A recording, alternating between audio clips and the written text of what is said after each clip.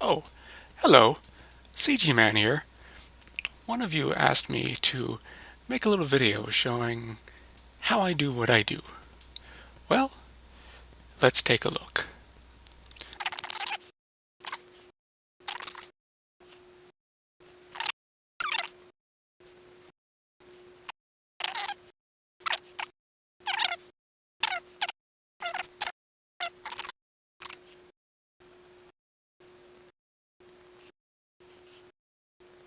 Okay, I'll save this and let's begin our tour. Okay, here we are in a program called Manga Studio EX, version 4, I believe. This was given to me by a very generous friend, and thank you, by the way. And I used to use another program for inking, but now I do my inking here, and I'll show you why. Let me just zoom in here. Zoom, zoom, zoom. Okay. This does a really nice job of inking because you can see it tapers the beginning and ending of the stroke. Now technically, you can turn off one edge or the other for tapering, but I find that it just does not look good. I don't know if it'll give us an example here. Okay, well that looks fine, but I've noticed sometimes it deviates from your stroke when you turn one or the other off, so I just leave them on all the time. But basically I use this Kabura pen for the main inking and the Manu pen for finer details like cross-hatching or if I want something to taper off like that. Stuff like that, yeah. But there's really not much to tell here. You can see that it does color and some other things, but I generally don't do color in this program. The only thing I will do is like when I'm laying down my initial sketch, I'll do it in blue. Hey, oh, okay, this default page is black and white. Gotta make a new page in color. You can see the resolution is ridiculous, 550, but I usually start off that high and then I scale down. So anyway, I start with blue, and I might put some like alternate details in red or whatever, and then because they're on different layers I can add a new layer and change the opacity of this one and then do my inks. Whoops, did that on the wrong layer. Yeah, so that's basically it. Not much to tell here.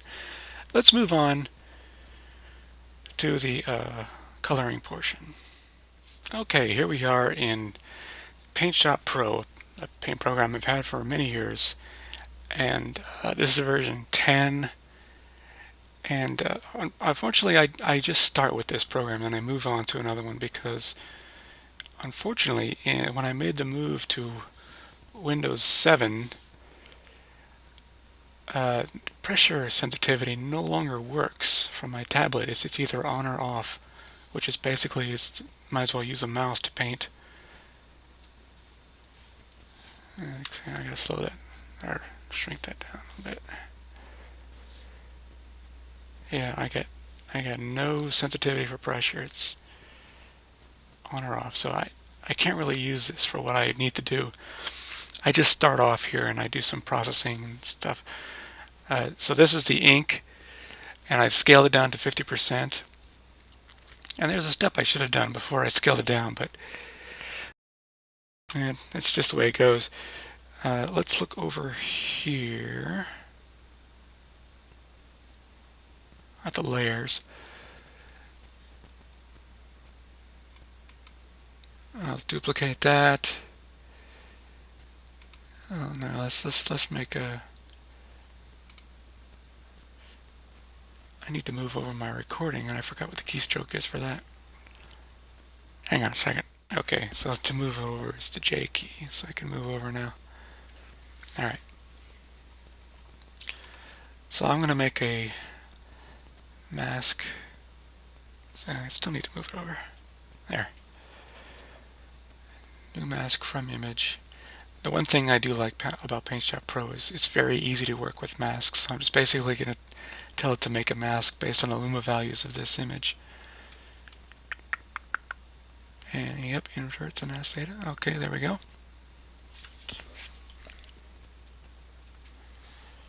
And we'll just fill this with black.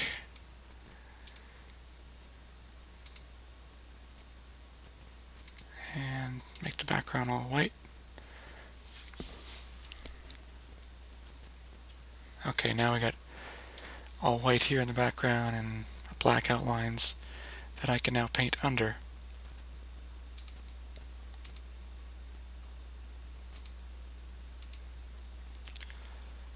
And what I'm going to do is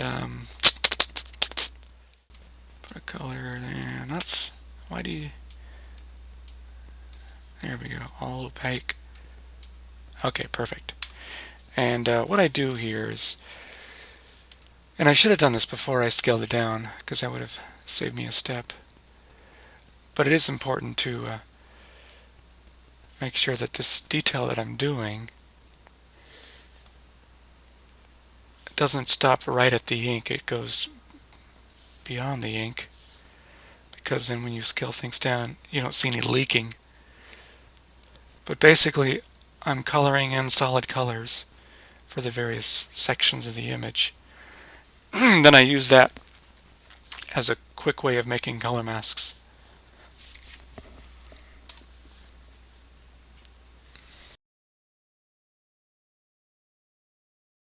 You can see it's basically, I'm aiming for like directly in the middle of the ink line. And if I had done this before I scaled it down, I could have just filled it, picked that as a color, and then expanded my selection by a pixel or two, and then it would have been kind of sort of in the zone that I wanted.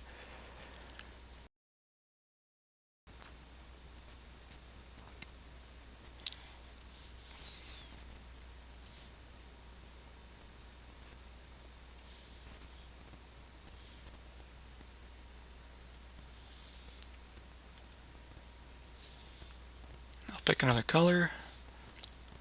That looks like a good one.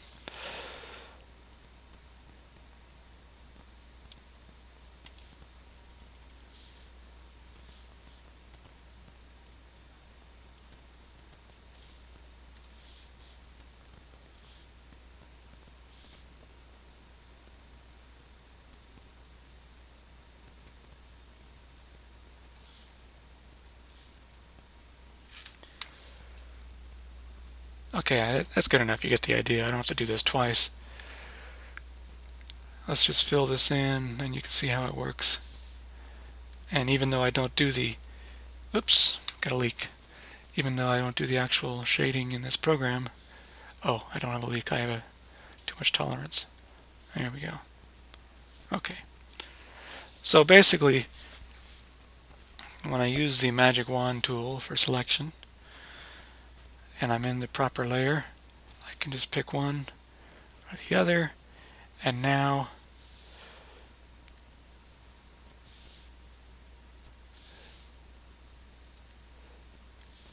I got a quickie selection for doing things like shading. Yeah, that's too big. You can see like that, it just keeps things where I want them. But I don't do that in here because, again, I have no pressure sensitivity. It's either all flowing or nothing at all. So that's why I move into another program, and I've been using GIMP lately because it's free and it has a very nice airbrush. And so I would save this color sections. Note that I do not scale down this color section image, this image here, because it's not meant to look pretty. It's just meant for quick masking. and so I don't want any like anti-aliasing where it has trouble picking one color or the other. I just want solid colors. But I would save this and then send it out as an image, and then the inks as well. I would make that another image. Well, except it would look like that. Yeah. Anyway, let's go into GIMP.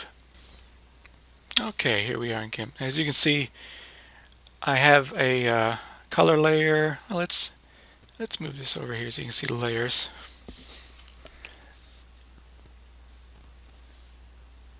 There we are. Okay, I got the base color, which is basically white, solid white. I got the different color sections. Let's make that fully opaque so you can see. There we go. You see I have various sections all blocked off to different colors for easy masking.